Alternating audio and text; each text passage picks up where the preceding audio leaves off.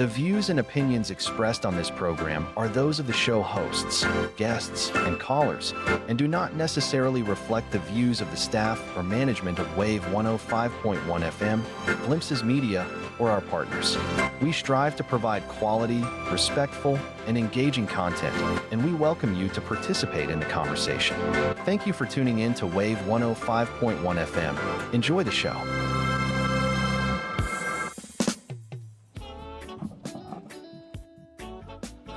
All right, Guam, it is 11:10 a.m. on this Thursday, June 11, 2026. KGUM FM, Wave 105.1, the Talk of Guam. Right now we have UOG Sustainability Waves. We're the team from the University of Guam Sea Grant, G3 Center for Island Sustainability, and EPSCoR. Join in for an engaging conversation with scientists and biologists. Learn about the latest initiatives for a sustainable Guam and discover how you can make a difference. Thank you for tuning in. KGUM FM, Wave 105.1. Just laying in bed, playing with my head, thinking we got nothing better to do.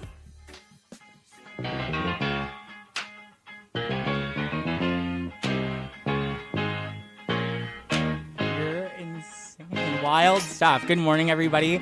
My name is Jarrett Castro, and I am with the University of Guam Center for Island Sustainability and Sea Grant, specifically with the Guam Green Growth segment. And as a kind reminder, I have been the host for the past few weeks, or a little bit over a month now, and I'm really excited to be here and to also share that I am with one of the most prominent people I know within an industry that is just kind of chartered its way throughout the past few years. Kyle Mandapat. He is the head of our entire communications and community development department within the Center for Island Sustainability and Sea Grant, and I'm so excited to be able to host him today. Last week, for whoever was listening, we were able to kind of dive a little bit deeper into the impact report and what it looked like surrounding science communication, and then really breaking it down for a community member.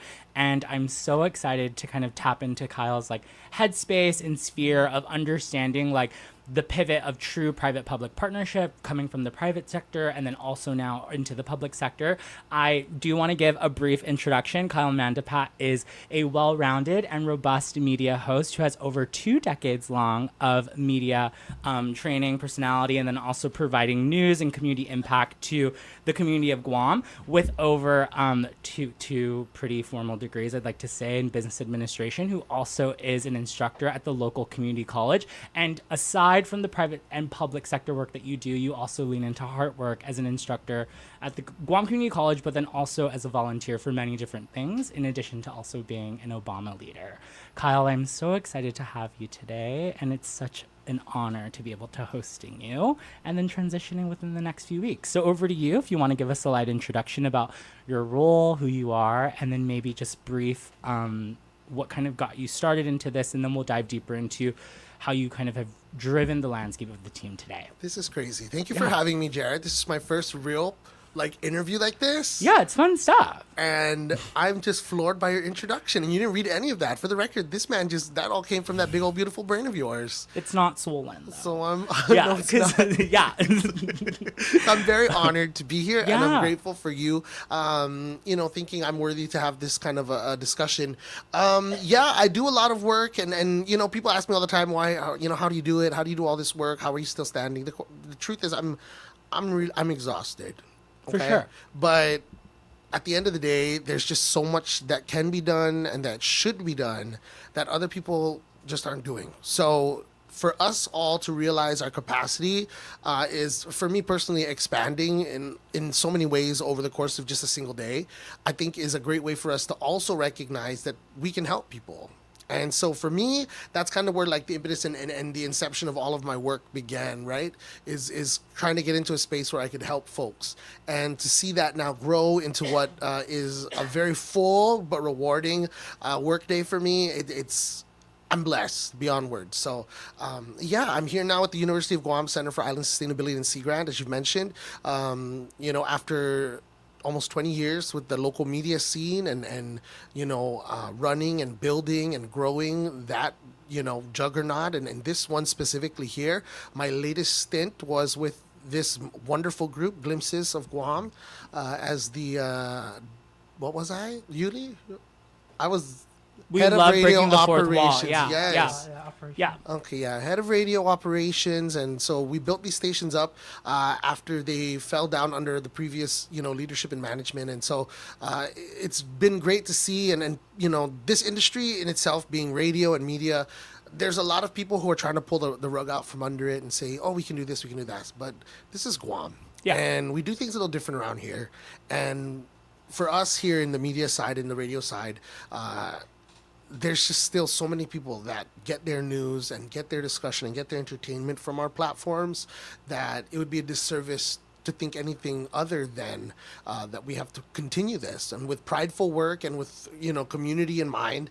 That's always been kind of how I've envisioned this landscape and how we move these things through. So since then I've moved on. Of course, I own my own radio station now along with my tag team partner Reese the Beast, and so we get to move into that area now, from salesperson when I started to radio, personality, to program director, to director of radio operations on Guam, to vice president of radio in Guam and Saipan, to everything else, and Yeah. now full circle as an owner. It just only further highlights the importance, I think, of community engagement and the communications field. And so I was able to bring all of that over to the University of Guam as well. We see things a little bit differently. When I first got there, it was a very different story, right? It was very academic, which it should be, Yeah. because it's a university. Definitely. I don't want you to give away too many nuggets because I want to dive deeper into different, milestones of how your career has kind of ebbed and flowed and really has blossomed into what it is today. You really do an excellent job at providing the landscape and honestly transparency, and how you can still have, not saying this is my words, not yours, Okay. right? But you still have we have to move at the end of the day. We have to create at the end of the day. Maybe that could be more profit driven at some spaces if that's your role, or it's community impact in the way it's measured. And something that I really admire about you is you can feel the work that you do within the material that you kind of materialize or put out, and then also in the way that the team has scaled and been managed over the past few years. And something that I really want to dive deep into is maybe we'll go into milestones of the first stages of your career, where the pivot on where you started, because obviously I'd love to just kind of do a deep dive into whoever I'm interviewing. There was a slight pivot in when you became an instructor, and then you dive deeper into being a part of the PTA and the public school system, and then you really felt the hard work kind of come out. And the way I understood it, and when people do kind of share these milestones about you or wherever we are, you can see that you've always had community engagement at the center of who you are. It's part of your brand identity. So I want to kind of dive deep into, yes, there's a media personality, and yes, there's this landscape that you've created for yourself, but you've always been the community impact person at your core. So maybe take us down the road of when you first started in media, what it really looked like, because there is a part of you that I'm able to walk into the office and we are talking about very sterile, very serious academic research, but then we have a throwback song of Michelle Branch playing, and you create a really good environment. So what I'm trying to get at is, when you were in the media landscape place, what did that look like, and how did you really nurture community impact being at the center of what you do? You push true brand origin of all of these different things. Whether you call it sales, you're fully connecting people to what they want, right? That's just what it is. But what is it that was during that time where you were like, yes, people need to know the best song. Yes, people need to know where they need to dine. But you still reported on the news. There was a lot of integrity and ethics there. So walk us through how you found that fusion and how it's kind of broadened out today. Okay, so for me, my journey through everything started on stage, right? Cool. So I was bagging groceries and I had a baby on the way, and my uncle comes through and in a different capacity, he's a stand-up comedian, and he says, hey, you want to come try stand-up comedy? And I was like, shoot, let's try. So I went and I tried, and I did one show for children's cancer. And it was a fundraiser show, and we made a lot of money for a lot of kids here on the island who needed to get some help off island and who needed that support. And the way I was raised was just that, help where you can help, right? Be a good person so that nobody else has to worry about you, but help where you can help. And so for me to be involved with that show straight off the bat, it really wow, I can talk and make money, but at the same time, I can talk, make money, and help other people too. And so it kind of tied up there. It just so happened that Rex Sorensen was in the crowd that night. And so a few weeks later, they had a falling schedule with somebody who was going to tape TV. And so they called me and they asked me to fill in for that person. And then they asked me to keep filling in. And then eventually they said, hey, come here and shoot this TV show on this date. And I said, oof, I can't. I'm working right now. This is my job. And so at the time I was selling advertising for the Mariana's Variety. Yeah. Okay. And Rex Sorensen, bless his soul, goes, what do you do there? And I said, I sell. And he said, well, sell here. And I said, okay. So I took the pay cut, chased this dream down, and it was just for TV at the time. And then slowly it started morphing into something else. It started being on the radio. But where my journey in this life begins, and this is, again, as a young father, young husband at the time, because I got married when I was like 19, 20 years old, and I had a baby. It was about money, man. Yeah. Like, sorry, like, that's where it was. I had to make the money and support my family. But in this case, like you said, making that connection, and, when you step into media sales, anybody who's been in media sales knows this, there's already people peeing everywhere. Like, this is mine, this is mine, this is mine. Dogs, they mark their territory. Yeah. And so when I got into sales, it wasn't like I was getting the big accounts. Like, nobody was like, here's Coca-Cola. Here's Burger King. So I had to go find my way and find my clients from the ground up. And so I ended up going to a lot of small businesses. Wow. Okay. Yeah. And like you said, that's where really the connection happened, because I'm not now talking to people who are just trying to make sure they have a, X amount of profit margin. I'm talking to people who are trying to keep the lights on in their house. I'm talking to people who are trying to pay for their kids to go to college. I'm talking to people who are trying to make sure that their wife can, get the dress that she's been wanting. And so working with people in small businesses like that and hearing how their journeys could be so much easier with the right, marketing and radio and television and advertising, man, that was like super encouraging and super motivating, because I'm making my life while I help them make their life. And the same thing goes for my comedy. Here I am getting paid to talk, getting paid to create ideas, because in media, it's all about the idea. You don't go to somebody and say, here's a commercial. This is how much it costs. You say, hey, I've got this great idea.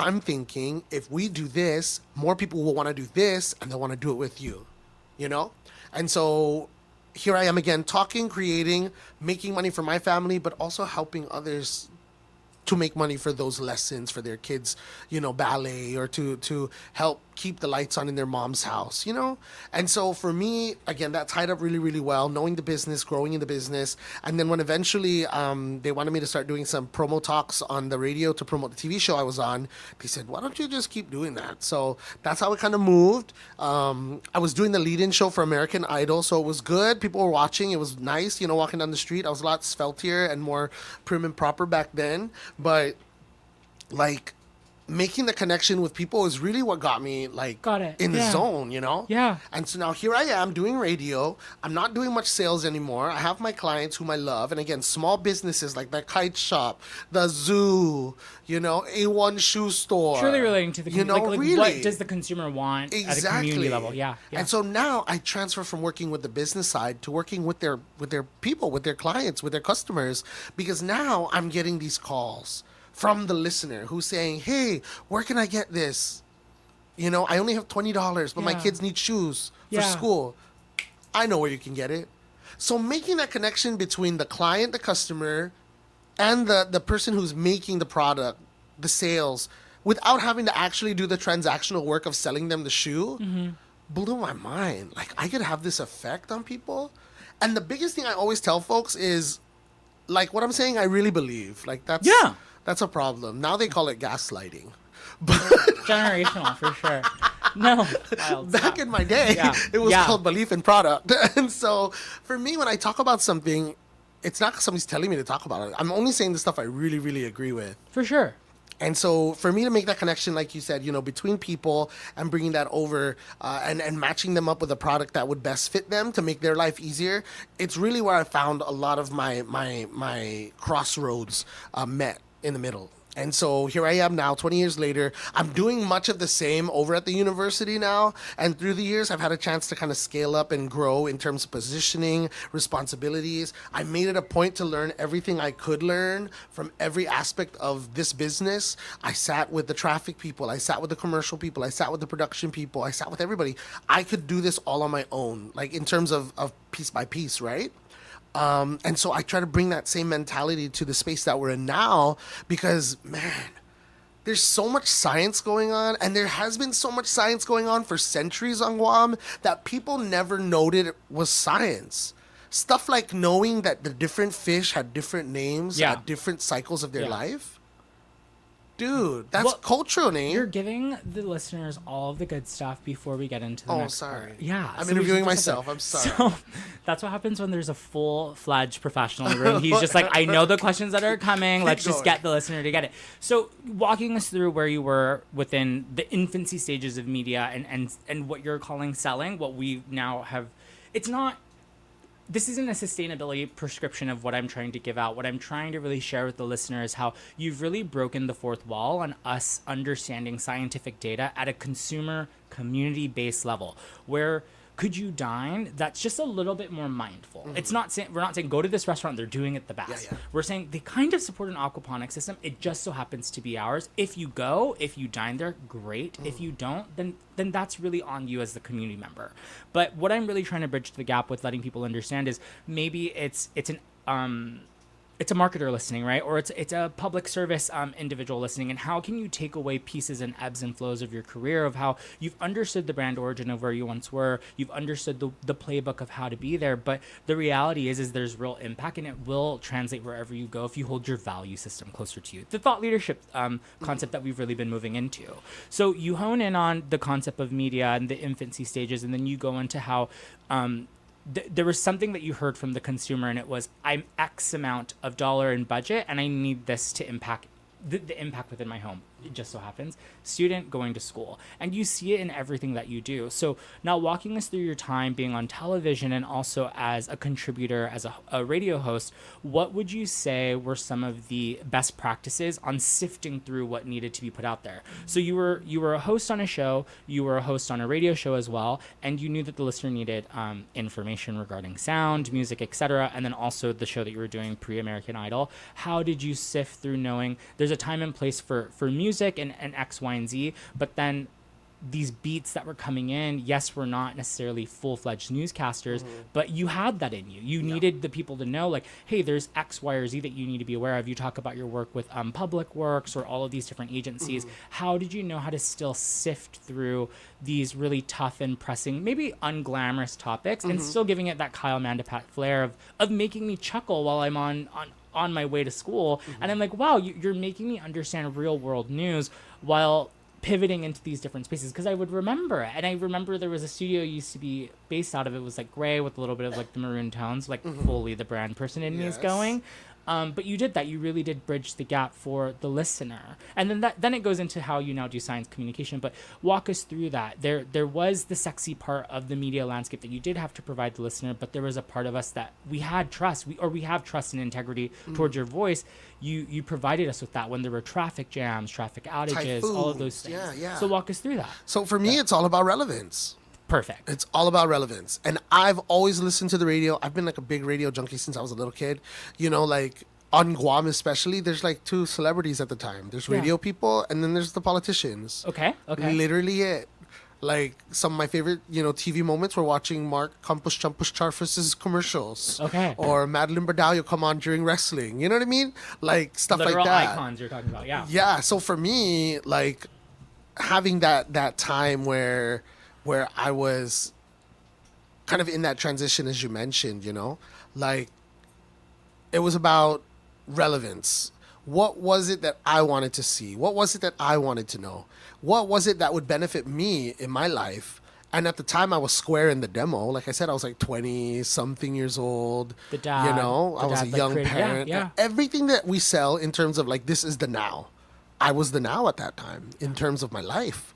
So, like I said, I always listen to radio, mainly because, like, speed traps. Yeah. You know? I remember that's where we all knew. Now it's on WhatsApp. Yeah. But like at the time you were giving it to the listener of like, you would say the funniest things about like someone. It was like on the go, like whatever these names were. Yeah. Like you would connect to someone on the road, but you were giving us real time update, community impact updates, but giving it a flair. So it's funny to hear you talk, funny and really rewarding to hear you talk about like it's about putting my like. Before I get on the mic, it's the Kyle Mandapat, the dad, going to school, dropping off the kid that needed to know these things. What's what important? road was closed? What What's was gonna relevant hit? to me? And at the same time, that relevance will kick into like you said, retention and just entertainment too. You know, Yeah. like do I want to hear some stuffy presentation? Because I could have did a radio voice my whole life. I could have been like, "Hello, thank you so much for tuning in," but I don't because I that hurts my nose. But at Yeah. the same time, I don't want to hear that. I want to hear this. This was probably in like 2000, maybe 8 or 9. Reality TV was like growing, right? Okay, They had yeah. the Surreal Life, The they Real had World House, the Real World, yeah. all of that stuff. Okay. And so I told everybody I'm doing reality radio. And the reason was Okay, this is because such a cool up until thing, that yeah. point for me, there was so many things I should and should not have done. So many things that people were telling me like, no, you can't do that. No, you don't say this. No, you can't say that. It's against the broadcasting rules. That's not the way I was taught. But I'm thinking to myself, if I went back to the time of our Lord and Savior Jesus Christ, and I asked him how to get across the street, his directions for me to do that would be so different than if I asked somebody now. I wouldn't have to, jump down and climb across the Yeah. cobblestone. I could just like walk to the crosswalk and go across. There were no crosswalks back then. Do you feel me? Yeah. So for me in that time and being that rebellious 20-something-year-old, I said, whatever. Like, I hear what you're saying, but don't tell me what to do. You're not my dad, bro. And so, like, getting into that and being able to recognize that I saw that there were certain things that needed to be done differently because I was the now. Yeah. It made me alter the way that I did things and ultimately helped me to alter the way other people did things because I was the one teaching them how to do things. And my science made sense in my mind. Stuff like people would tell me, like, when you're talking on the radio, you're only talking to one person. You talk to one person. That's it. Focus like you're talking to one person. And I'm like, gross. Yeah. Yeah. Like, I'm trying to bring the fun here. I'm trying to bring the party. And if your party only has you and one other person, your party sucks, bro. Or it's not like gonna digest. It's well not for a the real listener. party. Yeah. Because yeah. in our generation and in the ways that we worked then, even up till now, it was crowd-based. So I never in my life ever envisioned me in front of a microphone talking to one person. I've always thought about it as hanging out with people. So I will say stuff like, guys, like, yeah, you know what I mean? Diversity, Like, yeah, who's the one yeah. doing it? Like, are you doing this? You're crazy. Like, you know who I'm talking about, right? Right? It's you. Because then the people in the car, the families, the group listening around the office, they go, that was you. And I would get messages like that. People would call and people would send messages like, hey, we're just talking about my friend and we all looked at him and everybody was laughing. Oh, thank you. You feel me? Yeah. So no, finding, I'm so wowed by it. yeah, I'm so finding that relevance made the presentation a little bit different than what the traditional sight and sound looked like. And so even up till now, bro, like when I first started on the radio, like it was very prim and proper, like I said. Yeah. Like, hello, you're listening to this station and this is what I'm saying. Are you hearing me? People gave me the side eye. People in the industry gave me the side eye. They didn't call it the side eye back then, but they gave me the look because I used to yell a lot. Like, not yelling into the mic because that's dumb. But like if somebody was saying something, I'm like, what the heck? Are you serious?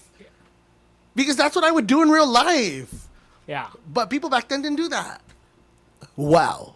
People got mad at me so much for laughing at people's jokes. Like, you're the one supposed to be making them laugh. You're not supposed to laugh at them. But they're funny. Why wouldn't I laugh Yeah. at them? Yeah. What kind of jerk shows up to a party and doesn't laugh when other people they're going to kick you out of the party, bruh. No, You know? it's amazing to be able to listen to like where media started for you and how you really the word that really stands out for me is relevance, right? Like that, because I always come to you, right? Or members of our team will come and will be like, hey, how should we troubleshoot this? Or there's this problem that came up. We kind of have a solution, but like what's your best way to navigate it? And it's the concept of relevance that you just shared, and it really does kind of circle back into the way you've even helped us kind of manage ourselves within the team. And it's understanding like, well, who's going to be at the outreach event? What community impact event is this, right? Or like who's reading the impact report? Like what is the relevance for that person? And it's a really good prescription to really leave the listener, whoever might be listening right now, on it's knowing your audience, like knowing the relevance of the content that you're going to put out. And the reality is you were able to really, from the way I'm listening, it's knowing who is in the car, like what time was your show on, what are the things that are happening right now, and what's the reality of what's going on within our community landscape, right? And it's something that I really admire, because when we look at things like the impact report, when we look at things like social, or maybe it's a flyer, whatever it is that we need now today coming out of the University Center for Island Sustainability and Sea Grant, content that we're putting out, it feels digestible. Because when you do end up going to the event that is a community impact driven event, there's maybe it's a scientist that's often presenting full-fledged black and white data, and that's it. But what really makes it the most inviting is you understanding where that academic perspective is coming from. But the reality is they're not going to come if it just reads the data points on a flyer. And you've helped me and a lot of other people, I can speak for most of us, understand the relevance in that. And I that's like my biggest takeaway from this. So I just kind of want to applaud that. You walked us through infancy stages of media. You walked us through the pivots and how things have kind of been a turning point. So now onto these really big milestones that we get to kind of share together. You so as a brief introduction for anybody who's like slowly tuning in, and before we wrap up the show, I shared earlier Kyle has had over X amount of years in media. He's also an academic, and then has now been able to kind of scale and really grow the Center for Island Sustainability and Sea Grant team to help us really kind of understand the full-fledged scope of academia and sustainability and the correlation. To give everyone insight, our team is really a fairly large team. There's about anywhere from 50 plus of us when a conservation corps season is kind of in fruition, maybe even over 70, I want to say. So you're helping scale, you're helping people understand what community impact looks like, science communication for the day-to-day member, the people who are truly driving to work, that person listening, that person picking up the handbook to read it, and you're also helping grow a team. This team is robust. It is not just a team of scientists and academics. You are getting entry-level interns. You also have a few MBA grads that you help manage and mentor up to today, people that you've helped scale into opening, whether it's their own business, going freelance, people that are now in the private sector, or even supporting like more so, I guess, public sectors in different ways. You've helped kind of contribute to the success journey. Walk us through what it's like understanding, yes, there's this media personality that has helped scale from a sales perspective. There's also the academic at the center of you, and you have the student center of like mentorship at your heart for your staff. What has it really looked like understanding the relevance of who's in front of you and how you help scale a team to really help them achieve like what they're doing today? Because we're not just using this black and white scientific data every day. You're really like, I don't have a biology degree, right? I come from a very traditional PR understanding of like that theory. Then you have the Lonnies who come from the marine biospace. But you meet us all where we're at with the relevance of what's needed. So talk to us about building a robust team, a science communication team, a community engagement team, and how you really meet scaling your staff at that space. I love people. Yeah. That's really what it's about for me, right? Like, I really love people, and I don't get to hire everybody, right? There's different groups that get hired by different people, different managers and such, and I think it's wonderful. But I really, really, really, really, really, really, really, really, really think it's important to recognize like opportunity costs and value, and that's about people. Yeah. Because without the right people, no matter what you're trying to promote, no matter what you're trying to accomplish, no matter what your goal is, it's impossible. And quickly, I tell people, human resources, they're not human resources anymore, right? When I got my BA, I took a class called Human Resources. Yeah. And then when I got my master's degree, I took another class, same exact class. They just put a couple $100 extra on it. But it was now called Talent Management. Okay. And that's what it's about to me. To me, it's about finding the people that can help get it done, who are down to get it done in the style that you want to get it done in, who are, especially now more than ever, flexible, because we all learned after COVID, you can't come on the boat and not know how to swim. You got to know how to swim, but you also got to know how to dog paddle. You have to know how to canoe, rig and all those things. So versatility is so important to me, but most important is is attitude and passion, right? I get it. I really do. And I love working with all of my different... I'm Gen Z, you know this. Gen Zillennial. I'm Gen Zillennial, and I there's so much we can learn from each other, right? Yeah. Because something that this new generation does that older generations like get upset about, but we need to all do it. They value their time. They value it more than anybody else is going to value it. Back in our day, we were told to just do what we were assigned, make sure it gets done. Whatever that looks like, that's up to you. Make sure it gets done, right? And we were hung out to dry or thrown under the bus if it didn't turn out the way it was supposed to. But these younger workers, they're asking these questions. They're saying, why? Why am I going to do that? You know? Oh, it's wild. You know? It's wild. There's a lot going on, and it's all a part of their process versus our process, because they'll tell you, no, I don't think that is going to work. And then you ask them, why? What are you talking about? There are some managers who just get mad. Yeah. And they're just like, what? You don't tell me it's not going to work. I'm telling you it's going to work. Because they want them to work the way that the older people used to, the previous generations. I told you what to do, now go do it. Right? Yeah. I'm floored But at it. Yeah. this new group, this new renaissance, if you will, there's so much more going on in their mind, and so much, like I said, that we can learn from them. Valuing your time is one of the big ones, like I said, because they're not going to work till 12 in the night. Some of us do. I know. Yeah. But the thing is, you do it at will, right? That's Yes, what you of want to course, do. Of course. And yeah. that's the gift. The true gift is doing what you want to do at work. Like finding a job that you love doing, it's so priceless. Right? I mean, there's got to be a price. But it's a way to feel truly blessed. Because I know people who hate their job. They make way more money than I do, but they hate their job.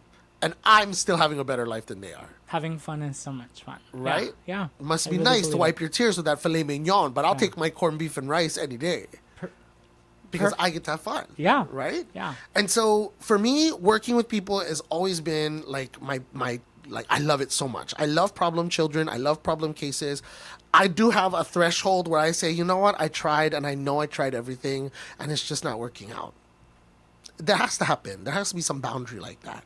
But the journey of getting somebody to hate from hating their job to loving their job gets me higher than anything in my professional life. Oh.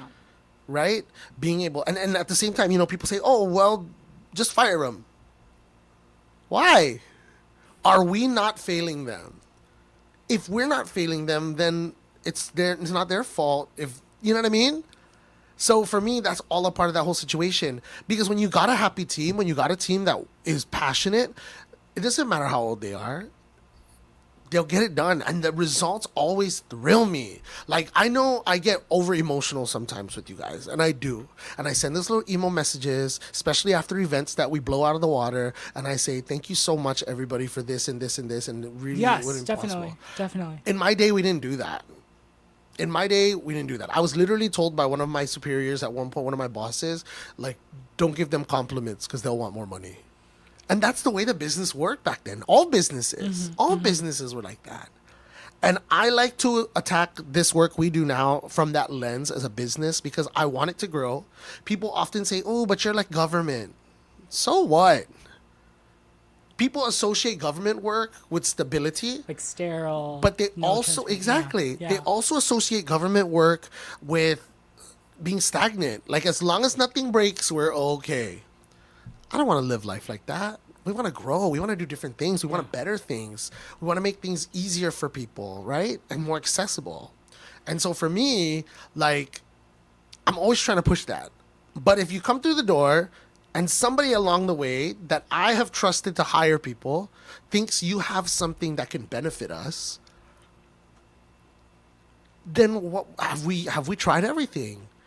I firmly believe in the puzzle like situation. Sometimes you bring people in and maybe they just don't fit in that little peg. Maybe you got to peg them somewhere else. Yeah. And so you put them elsewhere in different portions. And I've seen it so many times. I hire somebody for this. They suck at that. Okay. But you know what? They're really good at talking to people. And they're really, really like detail oriented. Let me move them over here instead. And they thrive. They grow. And they make everybody else around them have an easier time to be more productive. You know? Yeah. And so that's for me. And something that was said to me a long, long time ago. Well, not a long, long time ago. But one of my mentors. He said, nobody should ever be surprised they're fired. if you're firing somebody and they're like, what? Then you suck. No, it's wild. It's wild to think from this perspective. Like, it really helps broaden the horizons and the perspective, and it's so transparent. When I fire somebody, they're going to be so tired talking to me that they're going to be like, yes, just fire me. You keep trying to help me and make these suggestions. I'm just tired. Just fire me. It's wild. But no, you're fully giving the listener a really good, robust, transparent, like, way of looking at things when it comes to what what most of us refer to as HR, talent management, but then really how to like build and scale a team. And it's like leaning into like what their talents are. That's what I'm really understanding, and helping them kind of navigate what they're best at doing. And I think you have, and this is me as an associate that gets to work with the team and gets to be mentored and led by you. It is the most eye-opening watching you know when the right time is for the right message for the right person. And there are things that I really want, because we're going to go into rapid fire in like 2 minutes of like questions and kind of just like prescriptions on how we can best practice.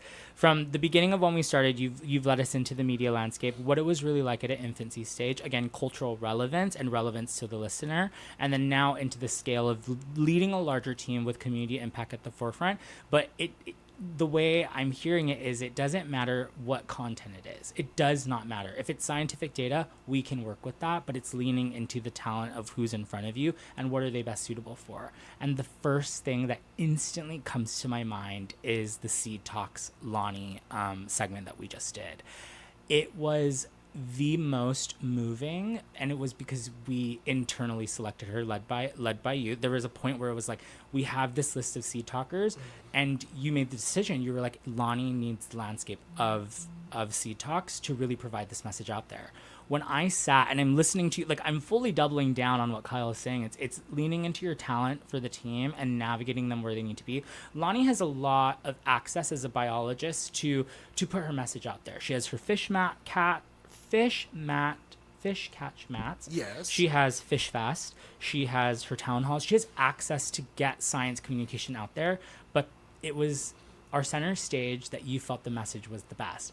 I sat there without my CIS and Sea Grant hat on, and it was the only Seed Talk that Annie and I ran in for.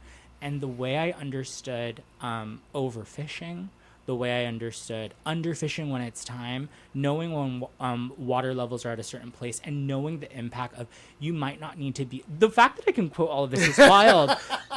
Not knowing, or even if you aren't a commercial fisher, knowing that your measurement of what you catch is still needed for this female-led scientist. It is important for them to know. And I want to echo and applaud you with that, because it really is you leaning into knowing your talent, knowing when it's the right time to put them in the space that they need to be. And it's something that I really think listeners should really hear, that it's science, it's sustainability. We're talking about that, but at the black and white case in point of it, it is talent management and knowing where your talent needs to shine. So I want to echo that. Truth. And when you talk about sustainability, right? Yeah. It all boils down to the people. Yeah. Like, of all those goals, it's all about making life better for people. It's all about making life sustainable for people. People are at the root of everything. And that's why it always bothers me when I hear people say stuff that's so dismissive of folks. Like, oh, we can get somebody else. Yeah. You know what I mean? It's something I applaud, yeah. And so I love, like you said, having that message on that stage, it touched so many more people in so many different ways, because just like all other forms of art, it was open for interpretation. And the comments that I got afterwards, people were like, was she meaning to tie that into this? Did she mean this? And I'm like, if that's what it meant for you and you're inspired by it, it was then key that's takeaway. the message. Yeah. It's amazing. Thank you so much for shedding You're light amazing. into that and giving us transparency on just how you can really kick off a career in media per se, but really whatever it is that you do, and holding the way I really listened and understood this from a thought leader seeking out advice. From a mentee side of things, it was really leaning into whatever it is that you choose and having your core values at the center. really learning eventually if you were to kind of like go into a management position, leading a team, wherever it might be, it's market fit, right? Sometimes it's sustainability, sometimes it's higher academia, maybe it's media sales, but really what the listener is able to understand today is that it's understanding relevance, understanding your talent management, and really your message to get out there it's unstoppable from there. As we close up today's show, what I also wanted to kind of highlight on, and it's something we talked about last week, was our impact report. Our impact report is one of our most tangible pieces of information that really breaks down this, what Kyle and I have kind of been sifting through, scientific data for the consumer community level at hand. That is specifically for a student, maybe just the mom or the dad, understanding what our program really is about, or at a high level tier partnership, how you can kind of take action in really building a sustainable Guam. Within the impact report that goes out and is fully led by the science communication and community engagement team led by Kyle Mandapat. Something that I've noticed coming in as a newer member of the team is the results that have skyrocketed exponentially. Something that is extremely rewarding and something that I really wanted to applaud you for. Because you're a number guy. Is the social impressions going from 3 digits to now over 1 million social impressions. And we are talking about scientific data. I will put myself out there and say, sometimes messaging has to get pulled. I am one of the people where messaging unfortunately got pulled. And something that I really want to applaud is you understand to the best of the community's ability what they need to know and when it's time and when messaging needs to go out there. You pulled the message that some of us want to put out, but you put it out at the right time. Walk the listeners through what it's like going from, and I know I'm kind of like left and right with this, but you've seen advertisement, and like you said it earlier, at a media level, but now you are truly putting out messaging that we need to hear about, and it has skyrocketed to the most positive effects of how you've put out a message. Walk us through what it was like seeing social impressions at a 3-digit and now at a million, honestly a multi-million digit view of understanding the consumer level expertise in putting out scientific data. Yeah. What was that journey like? I tell my class at the beginning of every year, it's about relevance and presentation, right? So we touched on relevance already. Is the messaging or is the item that we're trying to push, is it relevant to people at that time? Is it a hot topic? Is it going to make anybody's life better? Do they want to care to read it? Because that's what translates into clicks. That's what translates into shares. That's what translates into printing in the newspaper and such. Like, what's the impact this is going to have? And then presentation is another thing, right? With like content creation over the course of the past 5-6 years, like it's really changed. Now anybody can make a video, and they make good videos. Yeah. My niece, she does this thing like, you know? And when applied properly, like, it has that much more effect.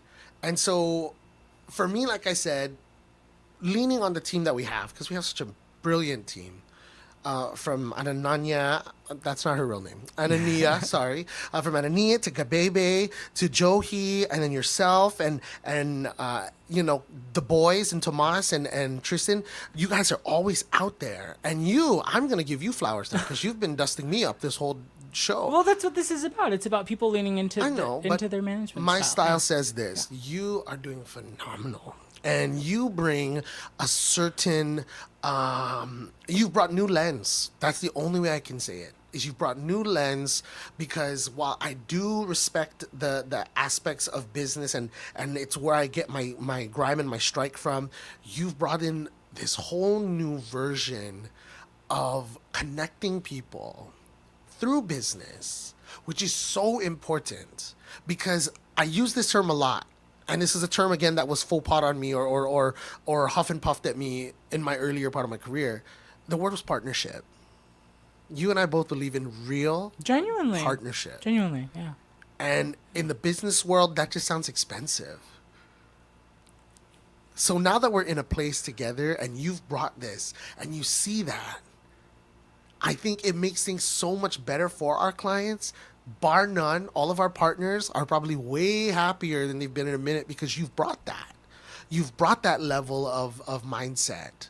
And so that's me giving you some flower dust over there because you deserve it. Stop it. Impressions. So walk us through that part. But yes, the the impressions. impressions. Scaling that. I mean, It's is about being incredible, relevant Kyle. and it's about presenting. Yeah. Like I said, if I'm presenting information that people want to know about or that I know can better their lives, i.e., helping them learn how to grow their own fish, helping them to know that they can help clean up the water in the South. Yeah. Those are all things that are relevant to people. And then when I present it, and the team and I, and we all come up with ways that'll make it so that it is watchable, it is clickable. We've got great video team members, we've got great photos, we've got great writing.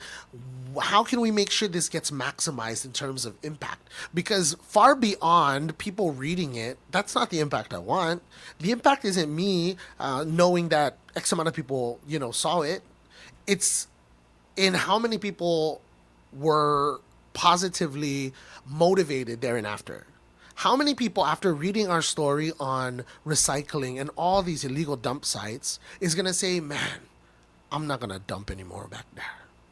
How many people are going to say, what, they're building these desks for these kids with this plastic? There it is, yeah. Take all that plastic out of the trash. We're Yeah. going to drop it down there to Chamorro People Village.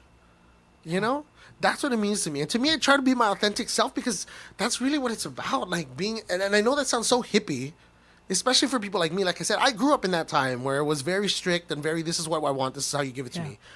Like, to hear the way that people think about these things and give credit and give meaning to certain things that other people might say is worthless, it's like the story of our life. There's always going to be stuff that's important to us that's not important to anybody else. Another one of my mentors told me that. An emergency on your part doesn't necessitate one on mine.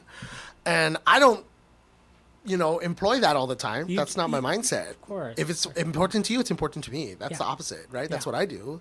And I just need, people to hear the message, but more importantly, people need to want to hear the message.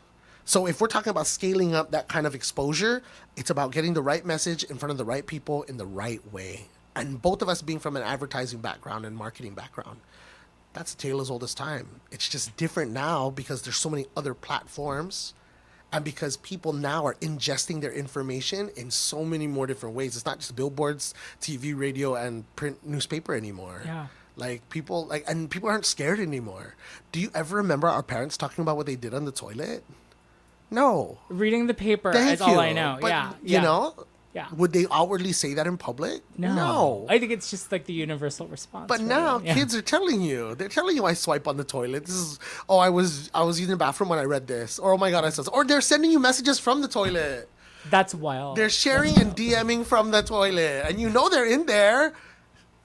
And you're in public restrooms now and all here's bling, bling, So it's like nuts. But being relevant and making sure that you're delivering a message in a way that it'll be ingested to help your goal is how I would say to increase your exposures and your view rates. Thank if you that was the so. question. No, it really was. It was just about like how you've scaled it, how you scaled social impressions, and it's not like it was just a skyrocket up one year. You've held the impression rate really high, and clearly people are adopting it. You see people that are seeing social posts, they're maybe coming out with X, Y. I don't want to get too concentrated on what we've seen. That maybe might be a duplicate of what we've led or innovated from, but there's impact there, and I just wanted to make sure that the listeners heard it. Definitely. As we wrap up today, I just wanted to say thank you so much, and for the listeners to really kind of recap on if you've been listening from the start to the finish, what we really honed in on today was understanding how a pivot from the private sector to the public sector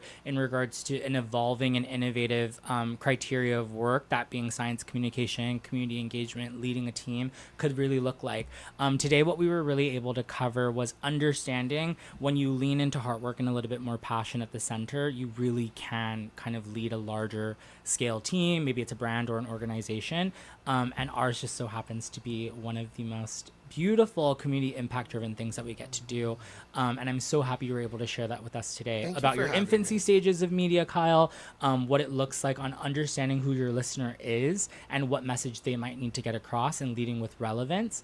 And then maybe when you lean into that a little bit more and scaling a team, leaning into your talent and what they're best suitable for, and then driving up social impressions with the relevance, again, back to whoever the viewer or listener might be. I am so happy to share the space today with Kyle Mandapat. My name is Jarrett Castro with the University of Guam Center for Island Sustainability and Sea Grant. Anything, closing remarks that you would like to leave for the listener?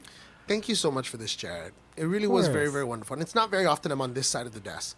So to have somebody like take interest in that kind of thing for Of me, course. it helps me to understand and again see that impact beyond what I would see as just normal impact. No, So, thank you so much. And I'll give you one more before we go, and then we're gonna cut it because you can't bring it back. Thank you so much. One thing that really moves me, aside from the impact report, is the Challenge of Scuba magazine. Seeing how you've really understood localizing.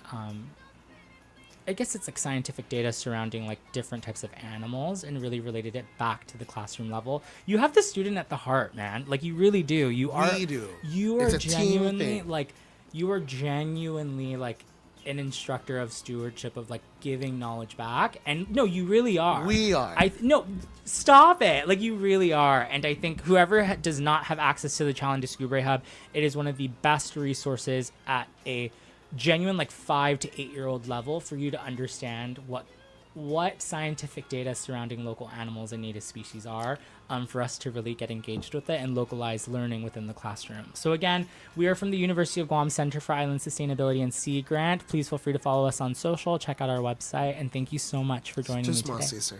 Thank you.